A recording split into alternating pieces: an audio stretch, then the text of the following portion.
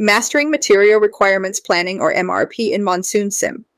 Material Requirements Planning, MRP, is a cornerstone in manufacturing, serving as a systematic approach to determining the materials and components needed to manufacture a product. In MonsoonSIM, players can run MRP for specific warehouses, allowing the system to calculate aggregate demand and supply and identify any shortfalls.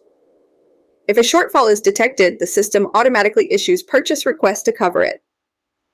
Firstly, let's introduce the concept of buffer stock. Buffer stock, or safety stock, is the minimum stock a company maintains to ensure smooth production, regardless of variability in demand and supply. Calculating aggregate demand. The MRP system in MonsoonSIM calculates total material demand, considering existing sales orders, move orders, and buffer stock levels.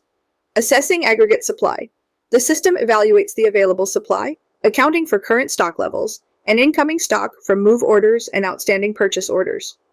Generating purchase orders. When demand exceeds supply, resulting in a shortfall, the MRP system generates the necessary purchase order, or POs, to specified vendors. The produce versus procure setting determines whether the POs are for raw materials or finished goods, ensuring the right quantities are ordered at the right time based on the bill of material, BOM. Let's illustrate with the following scenario. Assume your company aims to maintain a buffer stock of 5,000 juices to safeguard against unexpected demand surges. Setting buffer stock. Click here to set up your buffer stock of 5,000 juices. Checking current inventory. You currently have an inventory of 1,000 juices for each type. This means you have a shortfall of 4,000 units for each juice type.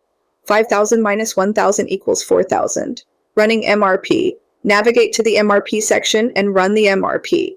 Observe that the MRP system has automatically generated a purchase order, PO, for 4,000 units of each juice type to your finished goods vendor. Let's introduce a twist. Assume a colleague has just closed a B2B deal for a large quantity of apple juice. This deal increases the demand for apple juice, leading to a further shortfall. Rerunning MRP. Navigate back to the MRP section and run the MRP again. Notice how the MRP system intelligently cancels the unapproved PO and generates a new PO. This new PO accounts for the additional demand from the B2B deal, ensuring you have enough inventory to cover the latest shortfall. Assume you've recently invested in a juice-making machine. Instead of purchasing finished juices, you now want the MRP system to procure raw materials for juice production. Adjust the procure versus produce slider to 100% produce. This tells the MRP system that you want to produce juices in-house rather than procuring finished products. Running MRP. With the new setting in place, run the MRP. Observe the change. Instead of generating purchase orders, POs, for finished juices, the MRP system now triggers POs for raw materials.